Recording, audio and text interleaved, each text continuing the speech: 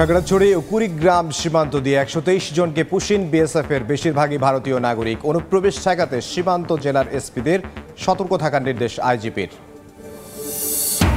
রাখাইনে সংঘাতের জেরে পালিয়ে বাংলাদেশে আশ্রয় নেয় মিয়ানমারের সেনা ও বিজিপির ৩৪ সদস্য সাজা ভোগ করা ৬ নাগরিক সহ ৪০ জনকে বিশেষ বিমানে পাঠানো হলো নিজ দেশে। ভোগান্তির আরেক নাম বিআরটি অফিস, অভিযোগের পাহাড়। একযোগে দেশে ৩৫ জেলা কার্যালয়ে দুদকের অভিযান, বেশ কয়েকজন দালাল হাতে নাতে আটক।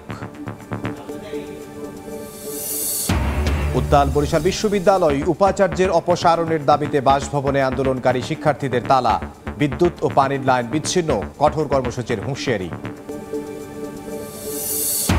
এবং রাজশাহীর বাগানে পাকতে শুরু করেছে আম, নামানোর সময় বেঁধে দিল জেলা প্রশাসন। ১৫ মে গুটি আর ২২ মে থেকে মিলবে গোপাল ভোগ।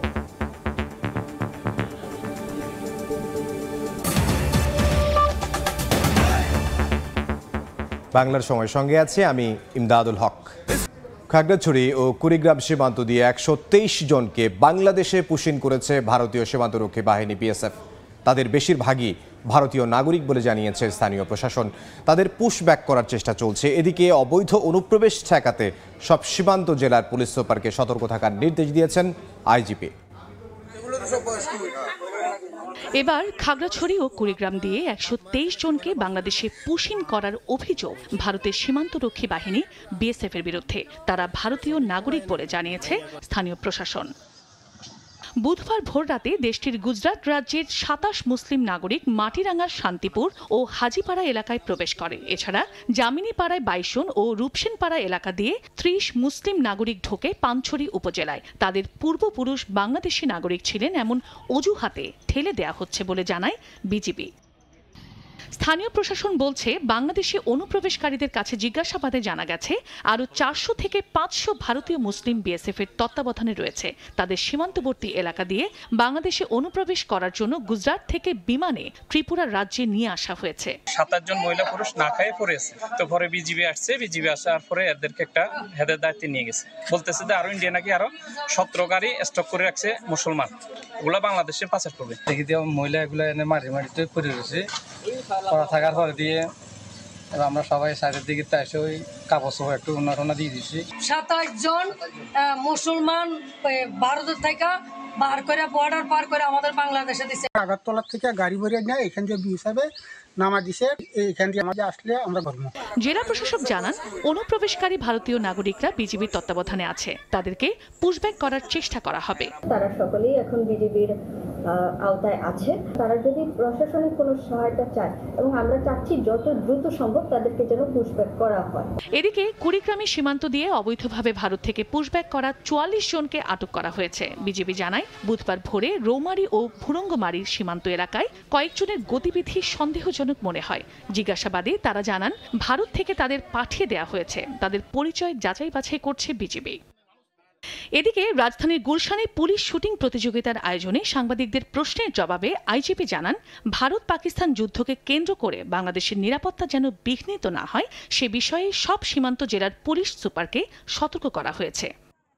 সীমান্ত দিয়ে কোনো জঙ্গি বা সন্ত্রাসী যেন দেশে প্রবেশ করতে না পারে সে বিষয়েও পুলিশ সুপারদের সতর্ক করা হয়েছে বলে জানান আইজিপি। চন্দ্র বিশ্বাস, ববি, সময় সংবাদ। এই মুহূর্তে পররাষ্ট্র মন্ত্রণালয়ে কথা বলছেন জাতীয় নিরাপত্তা উপদেষ্টা ডক্টর খলিলুর রহমান। সরাসরি চলে যাব সেখানে।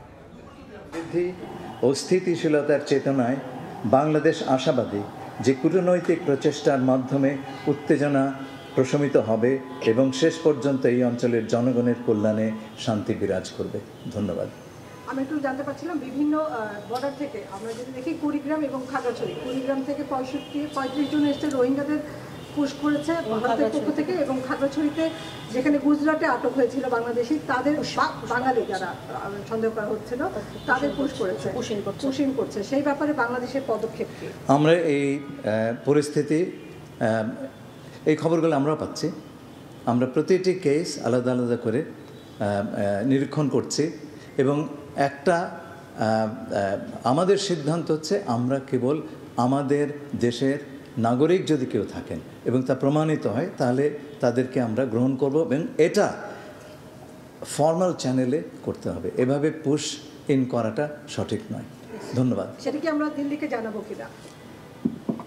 আমরা ইতিমধ্যে ভারত সরকারের সঙ্গে যোগাযোগের চেষ্টা করছি এই বিষয়ে। আর একটু জানি যে আপনারা যে আজকে মিটিং করেছেন পররাষ্ট্র বিষয়ক কমিটির মিটিং, সেটা যদি দেখি সেখানে বলা আছে নিয়োগ, আইন শৃঙ্খলা মন্ত্রণালয়ের যে সব বিষয়গুলো থাকে সেই সব বিষয় নিয়ে আপনারা মূলত মিটিং করেন।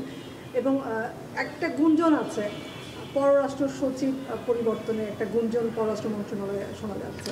সেরকম খবর হলে তো আপনারা জানবেন, এগুলো তো গোপন কিছু নয়। ধন্যবাদ। সেই ধরনের কিছু হয়েছে সরাসরি ছিলাম পররাষ্ট্র মন্ত্রণালয়ের জাতীয় নিরাপত্তা উপদেষ্টা খলিলুর রহমান কথা বলছিলেন। মিয়ানমারের রাখাইনে সংঘাতের জেরে পালিয়ে বাংলাদেশে আশ্রয় নেওয়া দেশটির সেনা ও বিজিপির সদস্য সহ ৩৪ জনকে ফেরত পাঠানো হয়েছে। একই সঙ্গে ফেরত গেছেন নানা অপরাধে সাজা ভোগ করা আরও ৬ নাগরিক। বুধবার বিকেলে কক্সবাজার বিমানবন্দর থেকে মিয়ানমারের বিশেষ বিমানে তাদের ফেরত পাঠানো হয়। কড়া নিরাপত্তার মধ্য দিয়ে বেলা ১১টার দিকে কক্সবাজার বিমানবন্দরে এসে পৌঁছায় বিজিবির বিশেষ বাস, যেখানে ছিলেন মিয়ানমার থেকে পালিয়ে বাংলাদেশে আশ্রয় নেয়া দেশটির সেনা ও বিজিপির ৩৪ সদস্য। বাস থেকে একে একে নামানো হয় তাদের, তারপর যাচাই বাছাই শেষে সারিবদ্ধভাবে প্রবেশ করানো হয় যাত্রী লাউঞ্জে। সেখানে দীর্ঘ সময় ধরে চলে ইমিগ্রেশন কার্যক্রম। এদিকে বেলা ১২টার দিকে কক্সবাজার কারাগার থেকে একটি প্রিজন ভ্যান আসে বিমানবন্দরে। সেখানেও মিয়ানমারের ৬ নাগরিককে যাচাই বাছাই করা হয়। কারা কর্তৃপক্ষ জানায়, মাদক হত্যা ও অনুপ্রবেশের মামলায় কারাভোগ শেষ হওয়ায় মিয়ানমারের ৬ নাগরিককে ফেরত পাঠানো হচ্ছে। বৈদেশিক আইনের ১৪ ধারায় ওনাদের ৫ জনের সাজা ছিল, অলরেডি সাজা শেষ হয়ে যাওয়ায় ওনাদের স্বদেশ প্রত্যাবাসনের জন্য আমরা ব্যবস্থা করছি। পরে দুপুর ১:৩০টার দিকে মিয়ানমারের বিশেষ বিমানটি অবতরণ করে কক্সবাজার বিমানবন্দরে। তারপর বিমান থেকে মিয়ানমার প্রতিনিধি দল নেমে প্রবেশ করে বিমানবন্দরের লাউঞ্জে। আর সেখানে দুপক্ষের প্রশাসনিক কার্যক্রম শেষে হস্তান্তর করা হয় মিয়ানমারের সেনা, বিজিপি সহ ৪০ জন নাগরিককে। বিকাল ৩টার দিকে বিমানটি মিয়ানমারের উদ্দেশ্যে রওনা দেয়। আমাদের পার্টে যত প্রক্রিয়া ছিল সব সম্পূর্ণ করে তারা ফ্লাই করেছে কিছুক্ষণ আগে, এটি। আর বাকি রিটেন প্রেস ব্রিফিং আছে, সেখান থেকে দিবে। গেল ১৫ মাসে মিয়ানমার থেকে পালিয়ে আশ্রয় নেয় দেশটির সেনা, বিজিপি সহ ৯১০ জন নাগরিক, যার মধ্যে গুলিবিদ্ধ ছিলেন ২৬ জন, যাদেরকে ৫ দফায় ফেরত পাঠানো হয়েছে মিয়ানমারে। সুজাউদ্দিন রুবেল, সময় সংবাদ, কক্সবাজার। ঠাকুরগাঁও সীমান্ত থেকে ৪ বাংলাদেশিকে আটক করে ভারতে নিয়ে গেছে বিএসএফ। এ ঘটনায় পতাকা বৈঠকের আহ্বান জানিয়েছে বিজিবি। ভোরে রানীশংকৈল উপজেলার জগদল সীমান্তে কয়েকজন বাংলাদেশি হাঁটাহাঁটি করছিলেন। এ সময় বিএসএফ সদস্যরা তাদের আটক করে নিয়ে যান। বিষয়টি জানতে পেরে পতাকা বৈঠকের আহ্বান জানায় বিজিবি। আটককৃতদের মধ্যে শামীম ও মেহেদুলের বাড়ি বালিয়াডাঙ্গির জিয়াবাড়ি এলাকায়। বাংলাদেশের বিআরটি অফিসগুলো যেন ভোগান্তির আরেক নাম। সেবা নিতে গিয়ে হয়রানির শিকার হওয়ার অভিযোগ বেশিরভাগ মানুষের। দীর্ঘদিন ধরে অভিযোগের পাহাড় জমা ৩৫টি জেলা বিআরটিএ কার্যালয়ে এবার একযোগে অভিযান চালিয়েছে দুদক। এ সময় কয়েকটি জেলায় হাতে নাতে আটক করা হয় দালাল চক্রের সদস্যদের। প্রমাণ পাওয়া যায় বিআরটিএ অফিসের কিছু অসাধু কর্মকর্তার সম্পৃক্ততারও। চট্টমেট্রো ৬-৭১-০৭-১৬ নম্বরের এই গাড়িটি অ্যাম্বুলেন্স হিসেবে বিআরটি থেকে লাইসেন্স করান মালিক তানহা আক্তার মিলি, কিন্তু তা ব্যবহার হচ্ছে মাইক্রোবাস হিসেবে। এমন অভিযোগের তদন্তে চট্টগ্রাম বিআরটিএ কার্যালয়ে দুদক। আর এই প্রতারণার সঙ্গে যুক্ত স্বয়ং চট্টগ্রাম মেট্রোপলিটন পুলিশের উত্তর ট্রাফিক বিভাগের সার্জেন্ট মোহাম্মদ দিনার। অভিযানে যাচাই বাছাই করা হয় সংস্থাটির জেলা কার্যালয়ে কর্মরত ৪ কর্মকর্তার দুর্নীতির অনিয়ম নিয়েও। এই গাড়িটা আমরা মাইক্রো হিসেবে দীর্ঘদিন থেকে ব্যবহার করতেছেন। আমরা সরজমিনের তথ্য পেয়েছি এবং ওনাকে জিজ্ঞাসাবাদ করেছি, উনি ওনার স্ত্রীর গাড়িটা স্বীকার করেছেন। চট্টগ্রামের মতো সারা দেশে প্রায় সবকটি বিআরটি অফিসের বিরুদ্ধে নানা অনিয়ম ও দুর্নীতির অভিযোগ বহু বছর ধরে। বিচ্ছিন্নভাবে বিভিন্ন সময় অফিসগুলোতে অভিযান চালানো হলেও এবার একযোগে রাজধানী সহ দেশের ৩৫টি বিআরটি অফিসে অভিযান চালিয়েছে দুদক। বরিশালে অভিযান চালিয়ে এক দালালকে আটক করে ১ মাসের কারাদণ্ড দেওয়া হয়েছে। যশোর বিআরটিএ কার্যালয়ে অভিযান চালিয়ে ৩ দালালকে হাতে নাতে আটক করে জেল ও জরিমানা করেছেন ভ্রাম্যমাণ আদালত। এছাড়া প্রায় প্রতিটি বিআরটি অফিসে অনিয়মের প্রমাণ পাওয়া গেছে। ওখানে যাবেন, বলবে গাড়ির সিরিজ নাম্বার ঠিক নেই, এই নেই সেই নেই, ঠিক আছে, অনলাইনে ভুল দেখায়, এগুলো বলবে। ওখানে যদি আপনি ২-৩০০ আবার টাকা দেন, ওটা আবার ঠিক হয়ে যাবে। ৭-৮ মাস যাবত আমাদের এই বিআরটি থেকে নাম্বারগুলি দেওয়া হচ্ছে না। নাম্বারগুলি না দেওয়ার কারণে আমরা কাস্টমারদেরকে নাম্বার দিতে পারতেছি। দুদক কর্মকর্তারা জানান, অনিয়মের বিষয়ে বিআইটি অফিসেরই কিছু অসাধু কর্মকর্তার সম্পৃক্ততার প্রমাণ পেয়েছেন তারা। এখানে এসে আমরা দেখলাম যে এখানে যে সেবাগ্রহীতারা আছেন তারা মোটামুটি হয়রানির শিকার হচ্ছেন। বিশেষ করে তারা যেটা 5 মিনিটের কাজ সেটা আগামী সপ্তাহ 7 দিন পরে আসার জন্য বলতেছে। 3 জন দালালকে সাজা দেওয়া হয়েছে, একজনকে হচ্ছে 3 দিন কারাদণ্ড। শুধু দালালদের জেল জরিমানা না করে বিআইটি অফিসের অসাধু কর্মকর্তাদের বিরুদ্ধেও যেন কঠোর শাস্তিমূলক ব্যবস্থা গ্রহণ করা হয়, সে দাবি সেবা প্রত্যাশীদের। সর্দার মোহাম্মদ আরিফ, সময় সংবাদ। বাংলার সময় আরো থাকছে। চামড়ার ন্যায্য মূল্য নিশ্চিতে উচ্চ পর্যায়ের কমিটি গঠনে স্বস্তি চট্টগ্রামের ব্যবসায়ীদের। এবারে রেকর্ড চামড়া সংরক্ষণের আশা, ঋণ সুবিধার দাবি আড়তদারদের। বরিশাল বিশ্ববিদ্যালয়ে উপাচার্যের অপসারণের দাবিতে এবার তার বাসভবনে তালা ঝুলিয়ে বিদ্যুৎ ও পানির লাইন বিচ্ছিন্ন করে দিয়েছেন শিক্ষার্থীরা। এর আগে বিশ্ববিদ্যালয়ের সব প্রশাসনিক দফতরে তালা ঝুলিয়ে দেওয়া হয়। এক দফা দাবি না মানলে আরো কঠোর কর্মসূচির হুঁশিয়ারি তাদের। সুজয় দাসের তবিতে বিস্তারিত অপূর্ব রিপোর্ট। স্লোগানে স্লোগানে ক্যাম্পাস। এবার বরিশাল বিশ্ববিদ্যালয়ে উপাচার্যের অপসারণের এক দফা দাবিতে আন্দোলন করছেন শিক্ষার্থীরা। বুধবার দুপুর 12টার দিকে ক্যাম্পাসে বিক্ষোভ মিছিল করেন আন্দোলনকারী শিক্ষার্থীরা। ফ্যাসিস্ট শিক্ষকদের পুনর্বাসন, শিক্ষার্থীদের 22 দফা বাস্তবায়ন না করা, আন্দোলনরত শিক্ষার্থীদের বিরুদ্ধে মামলা দেয়ায় উপাচার্যের পদত্যাগের দাবি জানান তারা। উনি ওনার মন করা একটা সিন্ডিকেট, জরুরি সিন্ডিকেট কি বসিয়ে এই দাবি দেওয়া মেনে নেওয়ার কথা বলছে।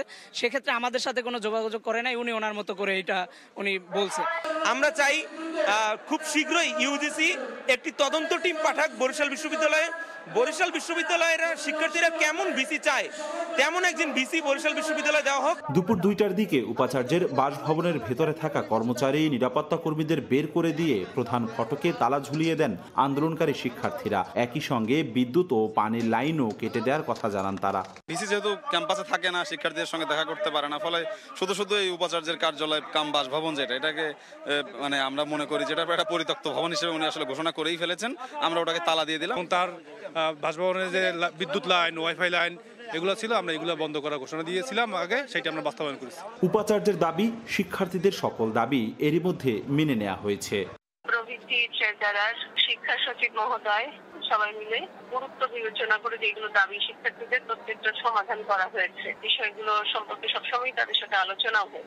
এর আগে মঙ্গলবার কফিন মিছিল নিয়ে প্রশাসনিক সকল দপ্তরে তালা ঝুলিয়ে দেন আন্দোলনকারী শিক্ষার্থীরা। অপূর্ব অপু, সময় সংবাদ, বরিশাল। 15ই মে থেকে রাজশাহীর বাজারে নামবে গুটি আম। গোপালভোগ পাওয়া যাবে 22 মে থেকে। এরপর থেকে পর্যায়ক্রমে বাজারে উঠবে বাকি জাতের আম। দুপুরে নিজ সম্মেলন কক্ষে বাগান মালিক, ব্যবসায়ী, ফল গবেষক ও কৃষি কর্মকর্তাদের সঙ্গে আলোচনা করে আম পাড়ার সময়সীমা ঘোষণা করেন জেলা প্রশাসক। কোনো অসাধু ব্যবসায়ী অপরিপক্ক আম পেড়ে বাজারজাত করলে তার বিরুদ্ধে ব্যবস্থা নেওয়ার কথাও জানানো হয়।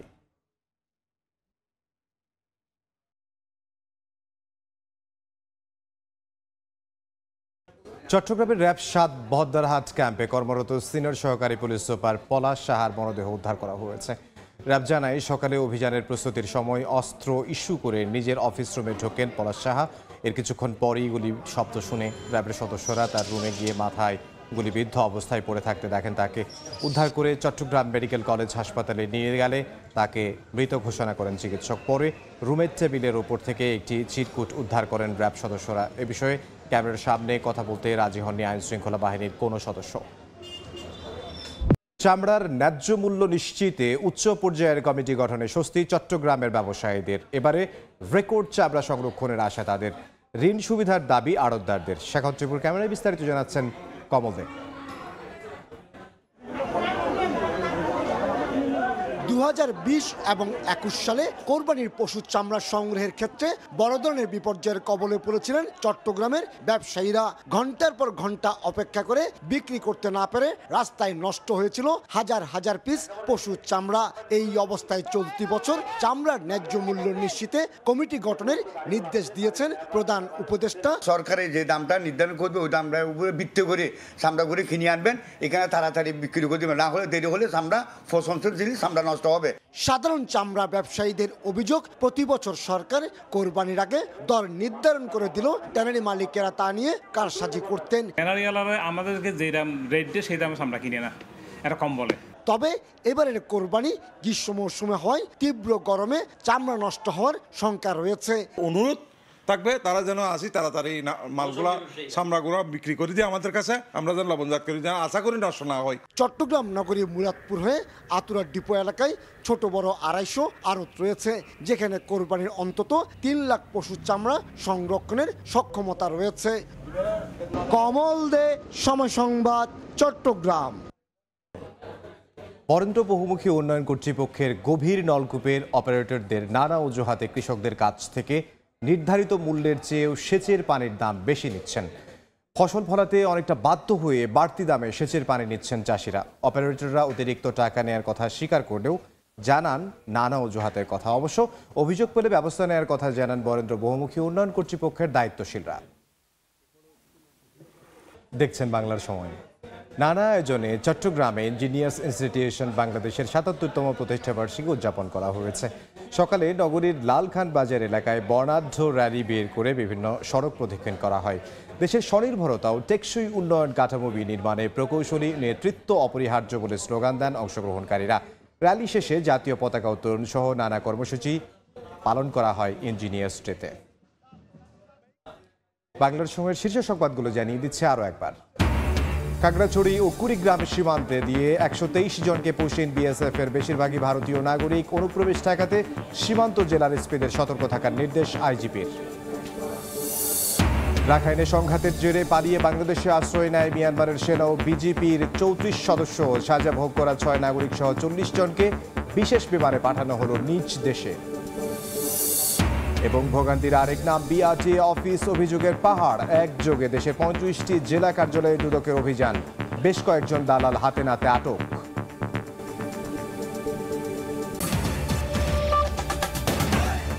এই ছিল বাংলার সময়, সঙ্গে থাকুন সময়।